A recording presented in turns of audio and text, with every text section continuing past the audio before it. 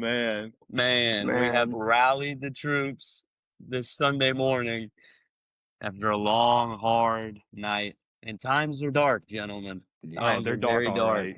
very They're dark. dark. One of That's the one worst way to LSU put it. losses. One of the worst LSU losses in team history, all things considered. I mean, they're whooping in the The first stands after the thing, game. I'm getting first whooped thing I at the saw bar. was an Aggie takeover in Death Valley with Might be, their yell leaders on the field. The fans are doing their little cheers in the stands. I mean, it looked like Kyle Field out there. might be the Is mo- what it looked like. might be the most embarrassing loss for LSU in the last 25 years. It's definitely up there. I was saying, I told my friend last night, I said, off the top of my head, the top three in like within the past, I guess, 20 years, something, or 2011 Natty against Bama, obviously. Bama last year at home. Bama last year, I was going to Yeah, say, that's Jalen got to be Milrow up running all there. over us. And then this one's definitely up there with those as well, all things considered. I mean, seeing post game, you see Marcel Reed talking about, I heard all these things about Death Valley and entire stadium. And man, like, it wasn't what I thought it was because, we're just not playing to the standard. And the fans have every right not to go to the game. If I was a fan of that game, I'd say, well, you know what? Well, just side note, the traffic's the worst thing ever after a game. So it's like, oh, well, let's just leave because we're already losing by 20, 30. So it was all in all just a very sad night for that program. And you can't blame the fans on that one. We gave up in the Cannot. second half. I mean, no fight, backs against the wall. The whole theme all week was last stand, and you come out and just get hit in the mouth. No resilience, nothing. What happened? What happened in the locker room at halftime? I would love to just be a fly on the wall in there. I can't convince me that we're just playing Connect Four in that locker room the entire time. I mean, And Elko if you just sharked us. He sharked us. Generally, what do they do at halftime, man? There is Nothing. never any adjustments. I mean, this is Buzzwords. Yeah, I mean, this is 2 seasons straight where Mike Elko and his staff has made adjustments at halftime, and we've gotten absolutely dominated each second half against them. We went into that half with a 4-point lead, and it looks like we just you wouldn't know that had no fight. Had no fight. I mean, for us honestly, of the kind game. of forgot that we were winning at halftime. Exactly. After everything that happened. I mean, And I think our guys played decent in the first half, but I don't think we played great. I think Marcel Reed had a tough first half. I think we were getting after him, and our defense was still fresh at the time. And it came out second half, our offense sputtered, and then our defense just got more and more gassed. It was more apparent. We've seen this time and time again. This isn't new. I mean, we've seen this exact script multiple times. Really, I mean, like we already alluded to, the A&M game last year was the exact same thing. I said last year we had the excuse of, well, we were playing on the road, and it was Wegman at first, and then they bring in Marcel Reed. He's kind of the spark, and everyone here knows LSU can't stop running quarterbacks.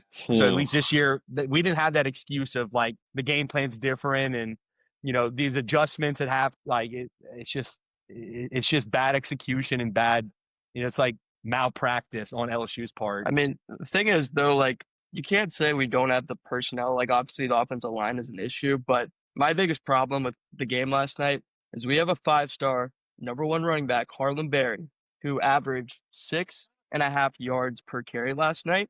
He got 1 carry in the second half. Yeah. And he finished with 9 carries. And his last carry that he had before that second half carry was with 3 minutes left in the first half when he scored a touchdown. He was the spark on offense. Caden Durham averaged 7 yards a rush, and we completely abandoned the run game. Time and time again, we did this against Vanderbilt. We moved from our best players. Why are we not throwing the ball to Trey'Dez Green every time we throw to the tight end? Why do we that twice? miss that he had, Nussmeier had on him? Yeah, that was it was so bad. I was like, there's no doubt in my mind it was a tip ball. And then you see the replay, it's not. It's just he's just trying to do too much. I mean, every team in the country runs that exact play with that tight end going across the field there. You see it every single week. We can't every game. We have not been able to hit it one time. We finally got our first go ball of the season this past game. And, I mean, that's it. So like what offense do you know can't successfully hit a go ball for an entire season? We're one. We have one. Yeah. And I mean, crazy. I mean, we're going to obviously harp on the offense, but the defense didn't show up at all. I mean, we're very predictable on third down. We can't find a way to at least limit a Russian quarterback, let alone stop him. I mean, we need to have a conversation about Blake Baker and mobile quarterbacks. I figured, I mean, it's got to be a scheme thing because it's no matter who we play. If they have a running quarterback, he feasts. Yep, I agree. I mean, I'm still in on the Blake Baker train, but I think there has to be, some sort of regulation on the amount of times he's sending these exotic blitzes because it time and time again, these offenses see it coming and they have a scheme or a play or a running quarterback that eludes it and then we're completely out of position the And it entire doesn't time. help when your green dot linebacker, Harold Perkins, is just lost. Lost He's every play. so lost. He's That's gone, 2 weeks in a man. row. 2 weeks in Two a weeks row in that a row. our number 7, the guy wearing number 7, is just not playing up to that standard. Like last Seven week, curse. he was in that he was in that QB spy position. Did not work. They moved him back to inside linebacker. Nothing. Yeah, when they said that during the game that they were Yeah. gonna primarily pay him at line, why?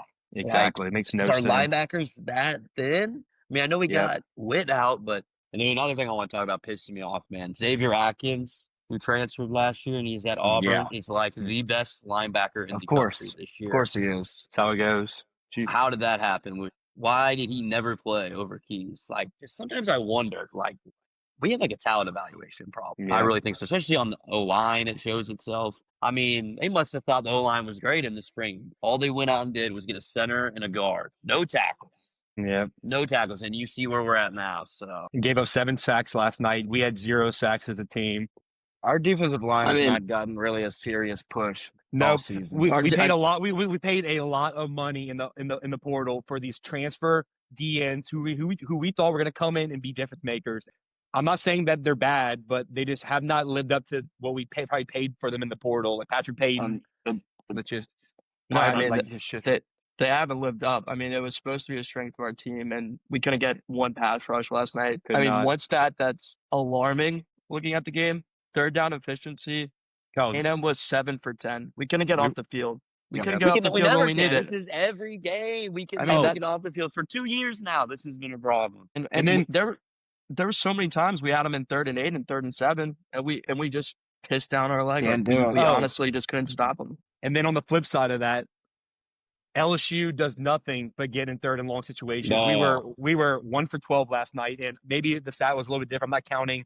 I stopped counting stats after Bjorn went in because he actually did something for us. We actually drove down the field and scored. Granted, it was garbage time, but still, up to that point, we were 1 for 12 on 3rd down conversions and offense. Notice the stat line. He was 22 for 35 for 168 yards and a touchdown. We had 24 rush attempts for 49 yards whenever I'd stopped counting. It's just all around. It's just the play calling. I mean, just a microcosm of the season is the shot, and of course, everyone can read the lips or read the mouth of Brian Kelly yelling at Joe Sloan like, "What is that play call?" And when we're in the red zone before half, just a microcosm of the season right there. And I mean, and looking at that play, it's like obviously, what is Joe Sloan doing, right? He doesn't understand the game, the flow of a game at all. I mean, he's throwing a ball into the flat when we have no timeouts.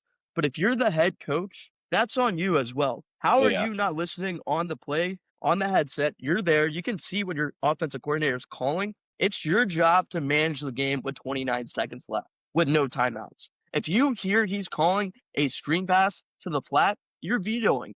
And that's on Brian Kelly. He's been saying that that's what he does, is that he vetoes things and that he's on the headset, making sure he agrees with the call. And like you said, that just got through. Yeah. It's just buzzwords. He's vetoing our talking. go balls. He's vetoing our go balls and our electric plays. No. And Why don't we throw a he's- screen? You said, let's get a screen play to Bauer out there. Hey, we haven't used if I have Joe to see- Johnson yet this drive. I have in my notes Bauer Sharp. That's all I wrote. Bauer Sharp, because I don't know what he does. I swear, like I see him, and all he wants to do, he goes to LSU just to probably just shoot on girls and drink on the weekends. That's it. Dude, I the can't little stand crew him. they got with Pyburn and the Weeks brothers, man. Dude, This, man. So, Yeah. what are you doing though? Like you ran 2 tight end screens to Bauer Sharp. Why are we throwing him the football? We have a 5-star tight end. He's so slow, we got man. 0 yards. He's so slow. There was a play. I forgot what. I want to say it was the third quarter. It might have been the fourth. It was definitely in the second half. We had ran a play, and our protection was on the left side of the line. So we have Bowersharp 1-on-1 with an edge rusher. What do you think happened? He just shoves Bowersharp. Bowersharp twirls around like freaking. He doesn't know what he's doing, and then of course Nuss gets sacked. And Bowersharp's just. That was the thing, is that he was supposed to be a good blocker, and he's just not been this year. It doesn't help when Brad Davis must be the worst O-line coach in America. I mean, Josh Thompson sucks. He kind of gets forgotten about everything because he's not quite as bad as the rest of them, but he's been horrible. And he was a top 10 player in the portal. I don't understand. Yep. We get these guys and they regress. These receivers, Nick Anderson is a ghost. And then Chris Hilden are absolute ghosts in the receiver. You see Casey Concepcion, and he is just dominating us right there. I think we don't need Bowersharp. We don't need Nick Anderson, and we could have used that money and get a Casey Concept. But I don't know, if we have him, he's gonna be out there blocking also. Yeah, and then bringing up his name makes me want to talk about as well. We've been talking about, and obviously this is a small aspect of the game, but it matters in the long run. But obviously our offense is terrible, our defense is terrible. So is our special teams and our punt team. Exactly. Yeah. We had an illegal formation, bad punts, line drive punts. We gave up a punt return touchdown. Just all aspects of the game last night were just totally not up to the standard that LSU holds themselves to at this point. I thought it was such a microcosm of the season. We block a punt, which I cannot remember the last time we've done. It was incredible. And then immediately, 30 minutes later, give up a punt return touchdown, which I can't remember the last time that we let that happen either. It's just it's always one step forward, two steps back with every aspect of our team. Always. And there's no. Why do you have Chris Hilden as a gunner on? He's so bad. He has never tackled. His dad hasn't tackled his whole career. Why are we putting him out a gunner? Chris Hilden is the embodiment of what LSU's become, which is we have no culture. He is what LSU is right now. He is the analogy of LSU. Yeah. And obviously, I don't want to, condone just absolutely just going wild on these kids. But first play of the game, the Texas A&M defensive end was just talking all kinds of smack, getting all our players' face, getting hyped, getting lit. That used to be LSU. We used to go to Texas, steal their water. We used to go and shit talk every single person because we had the juice, we had the swagger, and we have completely I vividly remember 28 we played Georgia at home and we beat them, and they were highly ranked that year. We beat them. I just remember Devin White just brought the energy. I remember him stepping over all the players, flexing. He did that against Ole Miss too. We just don't have that anymore. Don't have it. The one guy on defense is the Weeks brothers, and of course, Witt's not playing. Yeah. And West. Yeah, West is stiff as a board out there. Yeah. I commend him for trying. I'll say that. He's doing what he can, but it's not good enough. He has limitations. He does. There's a ceiling on him. He's a little too stiff in the hips, in my opinion. It's no doubt. I just saw it. The culture's gone last night. You go into half with a 4-point lead, and it looks like your team just quits as soon as you hit any resistance. The second we hit any adversity, the team they fold. Prior to the garbage time TD LSU, we had been outscored by A&M 35-0 in the second half. And I wrote in my notes. I didn't I guess I really didn't check fully, but I don't know if we made it past the 50 in the second half, really, up until the garbage time kind of possession, which obviously didn't matter.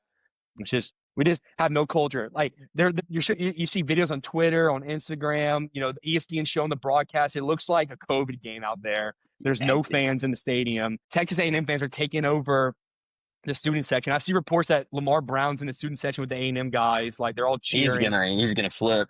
Yeah, I saw a video of people begging him not to leave, and he's been a great recruit for us, and I hope he stays. But just reality is, if I'm in his position, I'm flipping. Yeah, exactly. There's pathetic stuff. It's just we have no culture unless changes happen. Yeah. Do you really want to play this regime? Before we started that, Pete Nakos, they're tweeting that there's going to be some staff shakeups today. So I'm imagining that's Brad Davis. But it's not going to do anything. Who's going to step in and fix? We're going to Bama in 2 weeks. We're going to get absolutely skull fucked.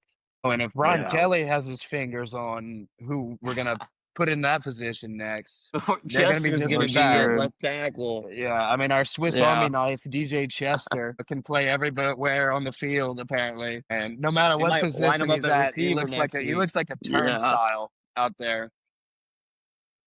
It's Did he play absolutely yesterday at incredible. all? Well, Probably I made mean, that. we had it's incredible, and every Yeah. single one of our linemen are hobbling. I mean, Well, we they all learned to do know- the little wobble from Nussmeier, dude. No, Nuss is dude. all.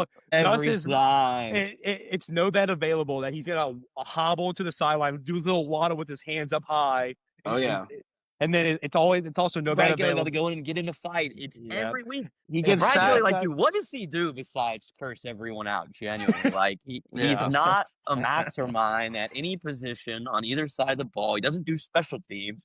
He literally just crashes out the entire game. Yeah. He screams at his coaches and It's players. so bad. Like, It's Dude, so bad. And every time he does it, we just fold instantly. yeah, the heads Instantly. go It just down. everyone. I mean, everyone Nussmeier, it's every game at this point, dude. They're getting in an argument, and it's like getting zoomed in on the broadcast. Yeah. Yeah. And there's Incredible. too many He's shots. Joe Sloan. There's too many shots of, and like I'm not gonna like. Obviously, I know like it means a lot to these guys. I know like obviously they don't want to lose these games. Right. And, like it's just like I just see these every game now. It feels like I see Nuss with a towel over his head on the sideline pouting. It's just like, Yeah. and I mean, I know feel like, for him yeah, I because feel I mean for I him do too. think he's hurt, and I think that's part of the problem. But it's just I mean, like the malpractice. protection's horrible. It's really just The it's play like calling's horrible. The play calling is, especially yesterday. I think that he was could still be better. that was the Yeah. worst play How calling many- I've Yeah. seen in my life. Maybe that was a I mean- juvenile, junior varsity play calling. A&M, The entire A&M game. had outscored us 35 in the second half, and we're coming out after they're scoring every drive. They're scoring however whenever they want to, and we're running curl routes outside the numbers for 3 yards, and Nuss can't even complete the pass, and then we're running screen. There was one possession we had 3 straight plays to Juwan Johnson. We had to run a screen pass and then like a little dump down. That's just like what are we doing? And, I mean, and like, just- Johns. two plays especially that were just absolutely terrible. I mean, so we get the block punt, right? We have Mhm. momentum in the game. We go 3 and out that first drive back. On 3rd and 7, we're 3rd and 7. Joe Sloan is calling an RPO, and Garrett Nussmeier throws it behind Kyle Parker. If he had something to try, maybe he gets the first down, but why are we calling that on 3rd and 7? RPO, yeah. It's just And crazy. then we're on the 1 yard line, and we decide to run a quarterback draw with Garrett Nussmeier, who can barely run at this point. Yeah. I mean, Dude, I You didn't forgot fool- about you that. didn't- dude. you That didn't fool was anybody. crazy.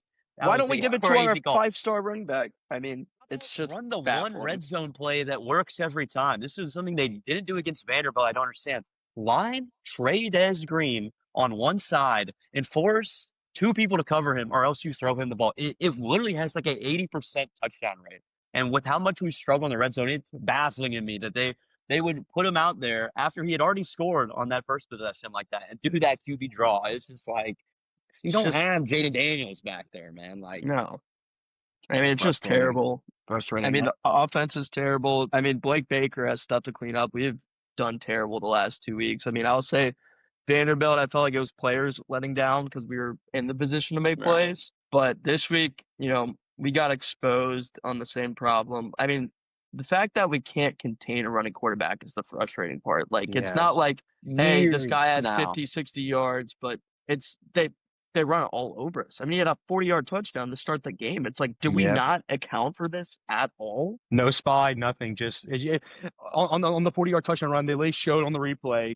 Everyone turns their heads and looks. Or that one play where he had the touchdown in the red zone, when it was like on the goal line, goal to score, and Perkins is supposed to be the spot. He's like turning his head fully 180, looking into the end zone, just gives up a wide open lane. It's just there's no excuses for it anymore. I mean, we've been dealing with this issue before Brian Kelly. I mean, I remember Bo Nix doing this at LSU too. I mean, this is just an ongoing issue. We were talking about that last night. We were watching the game, watching Marcel Milroe. run around. It's just always Yep. flashbacks of I mean, that I- one I- Bo Nix game. It's like at this point, it's like, I mean, we play Arkansas. I could see Taylor Green having a field day on us too. I don't That's think we're going to win sneaky. that game. Yeah, I've honestly. been saying that's a sneaky L spot that no one's talking about. Everyone's just glazing over that Arkansas game, and they really could have. They should have beat Auburn. They had 2 like terrible turnovers back to back at the end of the game, and they were winning.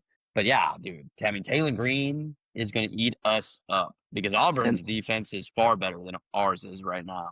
And he was dicing them up. I mean, it's not like we have an offense to keep up with them at all. The team is going to be gone by that game. I mean, we're going to Bama. That's a loss. We have two. The team's already losses. gone. I mean, we saw how they played in the second half. I mean, I think best case scenario, we finish 7-5 this season. We might be looking at 6-6. I mean, I don't see us. We're not beating Oklahoma. We're not beating Bama.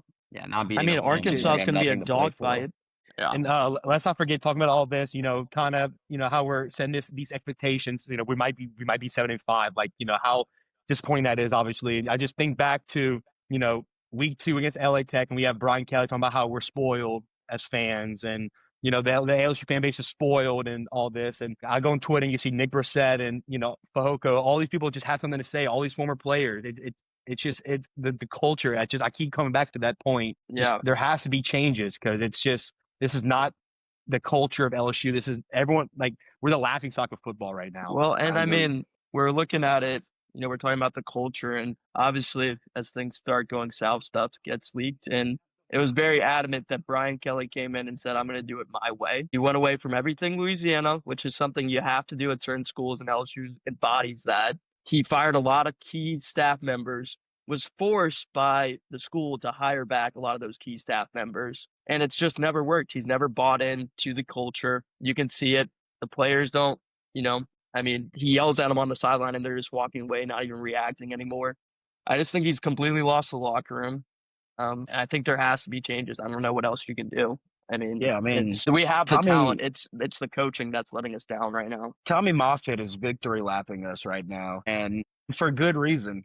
He was one of the most important people in our staff for years. All those athletic and fiery teams that we've had in the past, all those legendary defenses, it's because he would get us right in strength and conditioning and the mentality that it took to be an LSU Tiger. And now you can see it over there at A&M with Elko. Yep.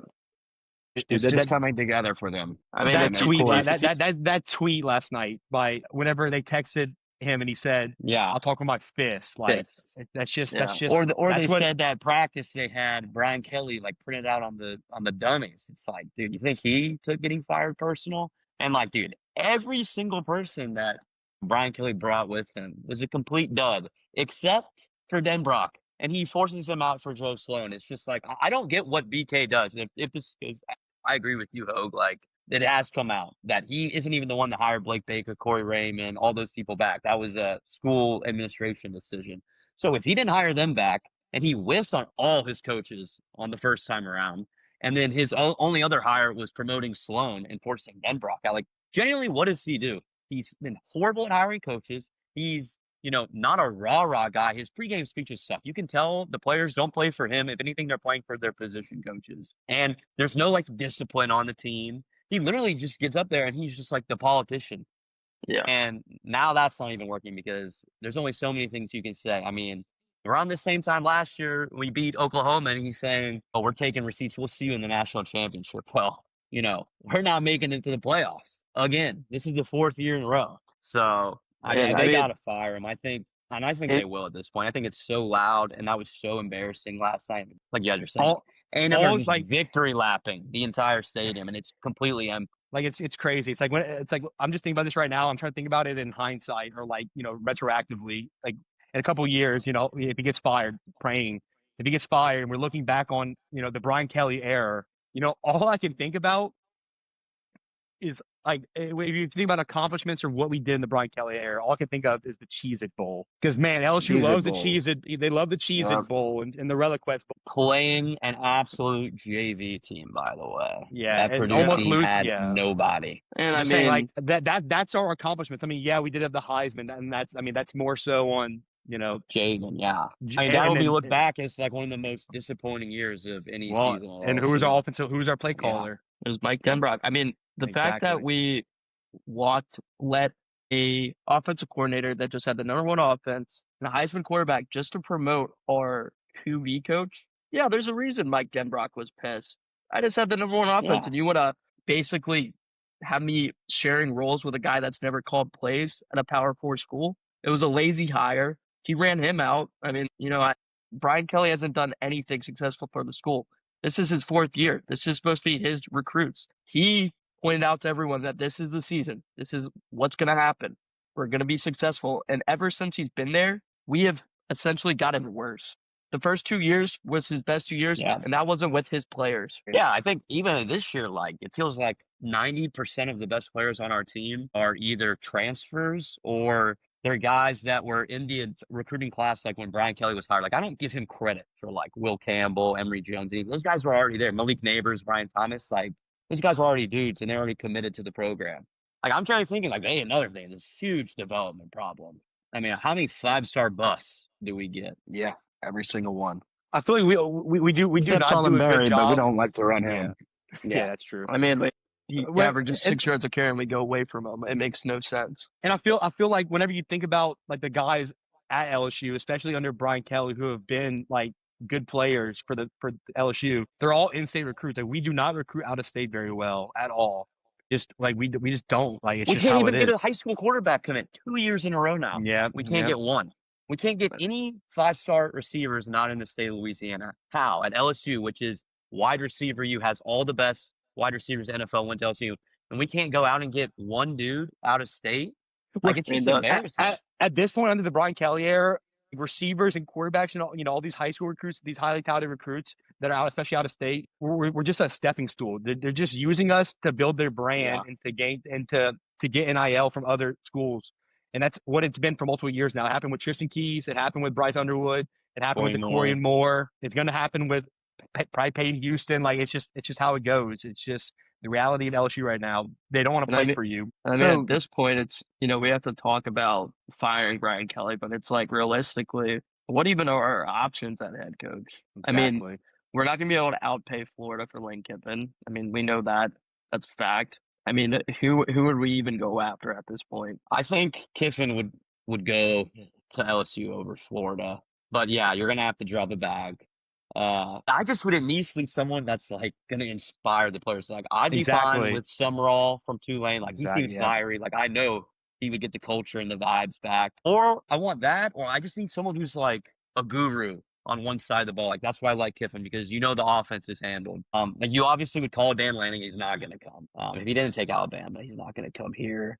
I would take Brent Key at Georgia Tech, something like that. I mean, we can't like do some wild swing with exactly. Like, at this some point, dude from the north. We can't run it back like that. Exactly. At this point, I want someone who's gonna build a culture, and I want someone who's gonna build the culture. That's what I want. Like I don't want someone like Brian Kelly, politician, good recruiter. Like Brian Kelly's an amazing recruiter. I mean, we call it how it is. He'll get top 5 classes, top 10 classes, but just the culture's not there. And at the end of the day, I'd rather get a guy from a small school or like a smaller school, like maybe Summerall from Tulane, someone who's going to come in and build a culture. Yeah, it has to be somebody that makes the fans instantly buy in. It has to be a name that makes the fans instantly buy in, because this is an absolute dead zone right now for LSU fans. I think it's someone that has before. Yeah, it's someone that has to understand LSU and the culture. Someone that has to understand the SEC. I mean, obviously, everyone's going to want Dan Lanning. I think it's a long shot. I think the only way it would be even to open doors if somehow Oregon fumbles and doesn't make the playoffs this year, which, I mean, didn't look that great against Wisconsin yesterday, but still light years out of LSU. But, I mean, you have to get someone that is a cultural fit. I mean, Elko, on paper, that wasn't a home run hire by A&M, but you look at him and he understood A&M, and look what he's done with that program. I mean, he brought in, like we had harped on earlier, we let Tommy Moffitt go. I mean, there's a reason Tommy Moffitt was there after 3 coaching changes. He was brought in by Saban. He was there for 3 different head coaches. One thing that was very clear with all those coaches, it's this guy is a culture setter. And what does Brian Kelly do? Takes him away. A&M snatches him up. I mean, Jake Flynn has always rubbed me like weird too. And then another tough thing to think about as well is that the longer we wait, like the longer, because LSU is going to hold on to Brian Kelly a little bit longer. Like it's just like the buyout and exactly. There's no point in doing it right now. Yeah, I know. Like the longer you wait, like obviously there's the Florida position right now. I've seen reports that Sarkisian might leave Texas at some point. I've seen, obviously Auburn may be in the department for a new head coach. Ole Miss might be in for a new head coach with if Lane Kiffin leaves.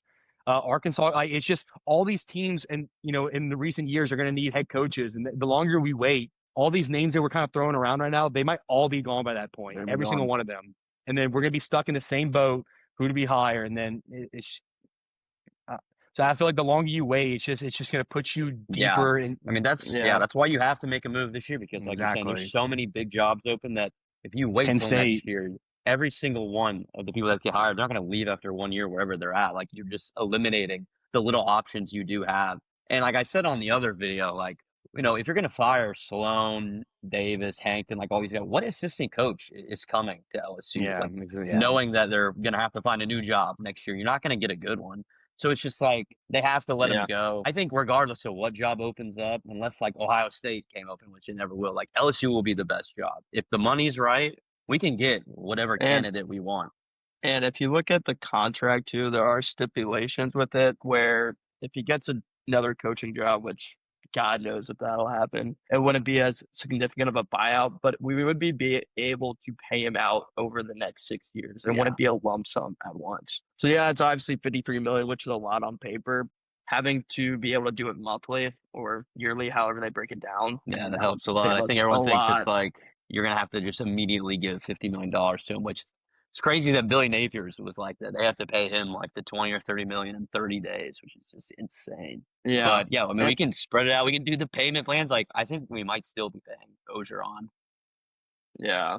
But it'll cost you. I mean, good luck fundraising with Brian Kelly as your coach next year. Good luck getting people to go to the games with that. Oh yeah, and then just to top it off, I mean, like the news comes out that they're raising ticket prices under the BK era. Yeah. It's just you're raising ticket prices, and we're the worst. Tone this is the worst man. LSU's like ever. Yeah, exactly. It's just you didn't want to wait like one day, see how the game went before saying and like that. Jeff, like and then you got Jeff Landry tweeting about LSU needs to play better. Like you're part of the problem. Buddy. Yeah, bro. Like, no, I saw someone said he tweeted like probably shouldn't have raised the ticket prices today, and they're like, dude, you're the one that put all those people on the board that made the decision, dude. Exactly. Every time he meddles in LSU stuff, like, it's just a disaster, man. Like never forget, and that's what people on Twitter bringing it up too, which is never forget bringing out the fake tiger. That's Bama.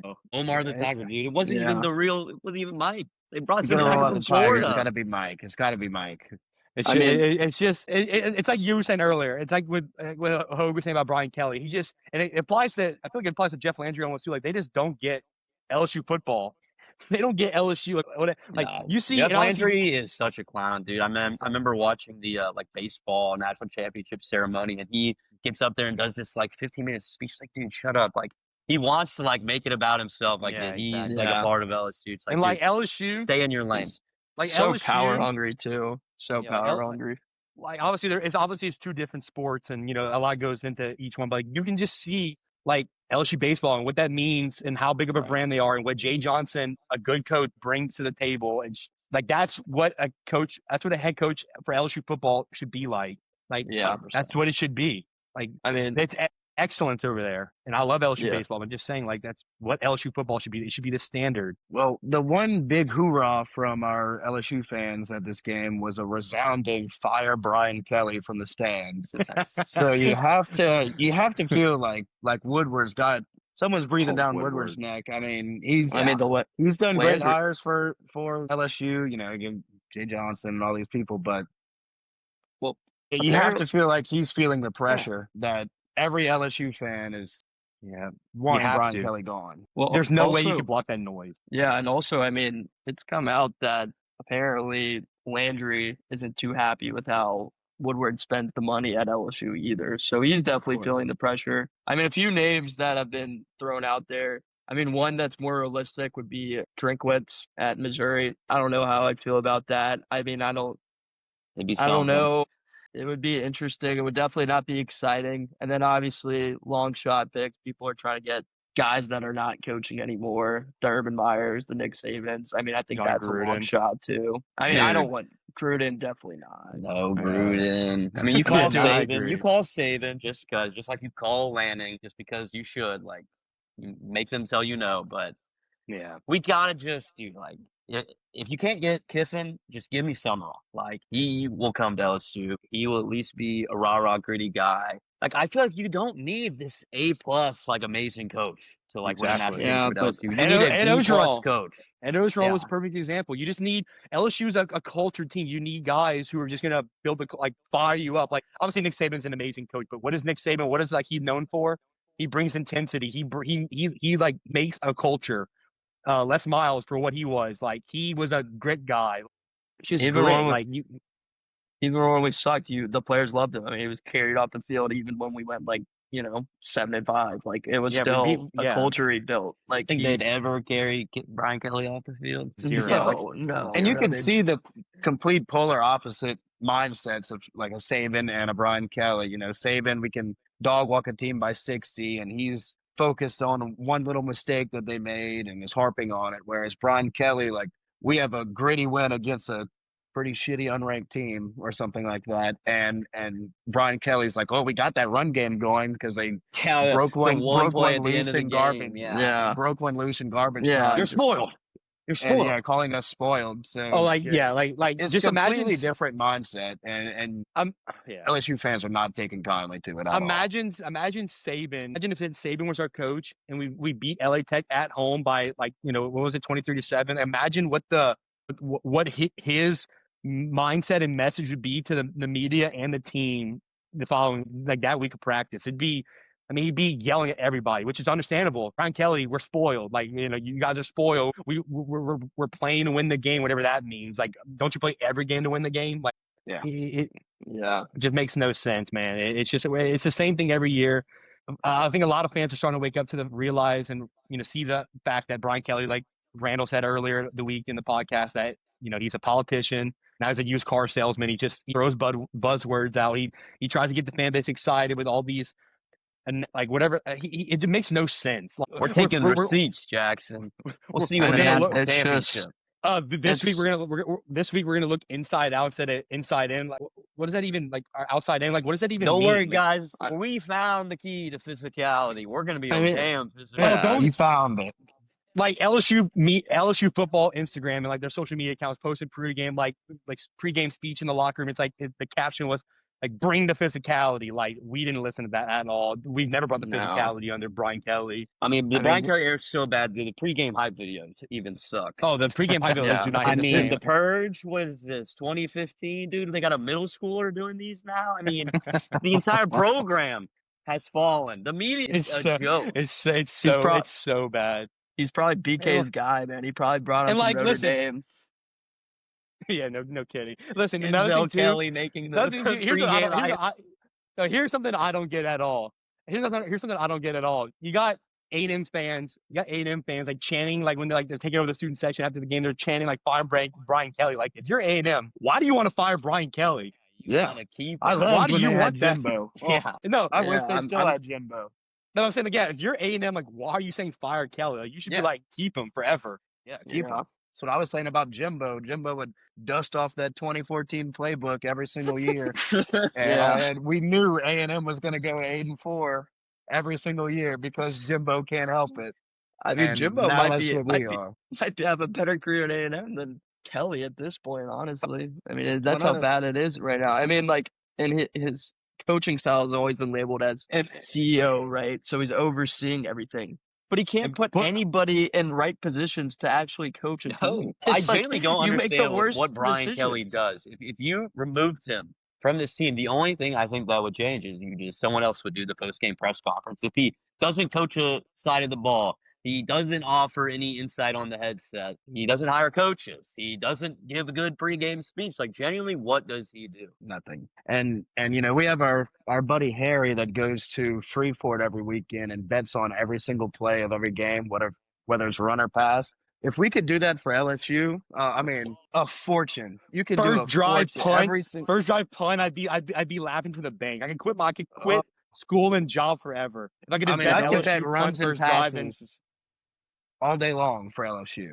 Yeah, I know when that inside zone's coming. You see Kyle Parker out there lining up, and know that inside zone's coming. It's coming. how many times have we motioned Xavier Thomas in the backfield? It's got to be a 99% run every single time. Like the tendencies are ridiculous at this point. 10. I mean, how many? And then I want to see your passing chart from the game. I mean, how many it times have has we to thrown it 1 yard to the flat for a screen? it has to look at our least passing 10 chart. times a game. Our passing chart has to look like some freshman, like a freshman, like high school, like first game of the year type of game. Like it's like we run.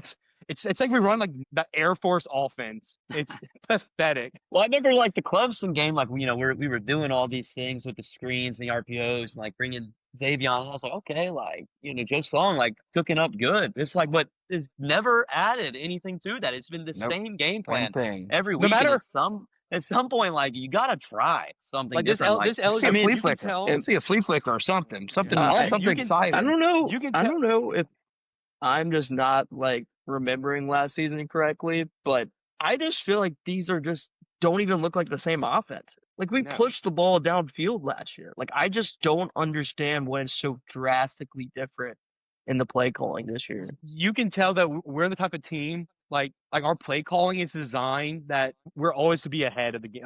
Like as soon as we go down, we do not have a offense or a solid offense that can come back and win you game. That's why, like against Ole Miss, whenever we were down, we all knew it was over because LSU does not have that kind of offense. Against Vanderbilt, we were down. Like we just don't have. We cannot we do not open the playbook. We have no downfield plays. We never establish a run, and we're always losing. So we can never like. It's just like we do not have an offense built unless we're winning games. And guess what? Newsflash: we don't win much right now. It's crazy because like dude, we kind of ran the ball decently the last couple weeks, and they just We did. go away from it every time. It's like Every time. this is the one thing the offense has really been missing. It's like we're getting 5-6 yards a pop the last 2-3 games, and Well, you it's like- just immediately go away from it the second you get down 8 or more. And it has no reason behind it. Our offensive line is obviously struggling, right? But we've actually been able to find some life. Like South Carolina's not a terrible team at rush defense.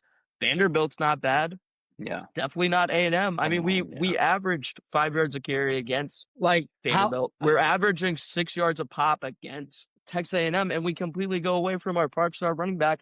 That is the only spark we're having on offense. Every time he he's a gets the freshman, ball- he just doesn't have the experience. Yeah. Oh, Yeah. yeah. Okay. Yeah. That's a Brian Kelly excuse every week, right? And The I Brian mean, Kelly- like, let's put in the guy that played quarterback, defensive back as our running back, and give him carries in the second half. I mean, it's 3 times in a ridiculous. row. It's By the just- way, it's- it has the worst fumbling problems of anyone too. It makes no Yeah. sense. And also, while we're at it, it's just like whenever Van Buren came in, I don't know if this is. I mean, obviously, I know our play call is terrible, but I don't know if it's nuts too. Like we do not attack the middle of the field at all. We do not have any plays down the middle of the field. Like Van Buren came in first play, he literally comes in the game like off the bench. Has not played a snap since Southeastern. First pass right down the middle. It's like wow, I didn't know we could do that. Like throw 20 yards down the middle of the field. Well, you And at saw this it a lot point- last year. Yeah, exactly. Aaron I want to Anderson see down the middle. What Exactly. happened to that? exactly. Aaron Anderson getting hurt really hurt us, but it's just I The don't know, money just- in that receiver room that is just completely doing nothing for you is insane when you should have spent those 3-4 million on an O-lineman. But I guess it Yeah. wouldn't matter because if you got Brad Davis coaching your O-line, they're just going to suck, I think. Yeah. I mean, Josh Thompson, this was a I guy mean- that like every program wanted. We get him. He's just like, I mean, I Cohen know, Estes it's is out like, there how is doing this possible? bear crawls with his head on the ground all game long. And I mean, they're a young offensive line, and can't even ask them to run the football like for 5 plays mean, in a half. And for we don't even Karius- try and give them the experience. I mean, Carius Curran did as well as he could do with being a guard playing tackle last night. Especially since they But we decided don't he was even- going to start at left tackle on like Thursday night after saying Chester was going to start. It's just like, I don't Swiss Army understand knife. like what happens during the week. Like it seems like they're not confident in their own decisions. The fans see like Harlan Berry, for example, these last couple weeks. Like this is obviously your best running back. They don't give him the ball. Okay, then he starts the game. He does really well, and then you just completely go away from him in the second half. It's just like it's a simple thing, and they can't even get it right. Yeah. Yeah, it's just I mean, I feel like, we said it what we've said what needs to be said. I feel everybody in the fan base agrees with us up to this point. Like everyone's on the same page now. It's just changes have to happen. And I think It's our just- next episode we got to get Chris Hilton's dad on the pod, man. Gosh. So you just know we're going to be in like the Palmetto Bowl or something like that. And Chris Can Hilton's we going to go for decline our 2 bowl invite touchdowns. this year, please? Like, Yeah, what's yeah. the point? And Chris Hilton's going to get 2 deep ball touchdowns in a bowl game. He's back. And Noob strolling. You And know what I mean? Noob strolling, Flajay Noob strolling. tweeting He's going to about come it. out. He's going to have another year of eligibility for some reason. No. Say it It's ain't incredible. So It's much incredible. money wasted. I mean, and also the most frustrating part too is like our secondary is actually so good this year. Like they're not a problem. Like PJ Woodland's come along nicely. I mean, Delane might be the first corner taken off the board. Cornerback I mean, one right now. Pickett's a stud. I mean, he's awesome. Halsey's also been playing great. One of the few I mean, it's just 5-star wasted out-of-state talent. guys. Pickett's like one of the few out-of-state guys that's actually worked out for us. Yeah, and shocker, look at that. Man. Knowing him, he's going to Shocker. transfer. Knowing him, he'll go to Oregon probably. Shocker. I mean, look at the guys that Corey Raven brings in. He brings in PJ Woodland at 3-star. He's like, I can do something with that. DJ Pickett. I mean, the guys that were recruited by the Brian Kelly administration can't see the field. I mean, it's just terrible at this point. I mean, we don't have a backup linebacker that can play decent football.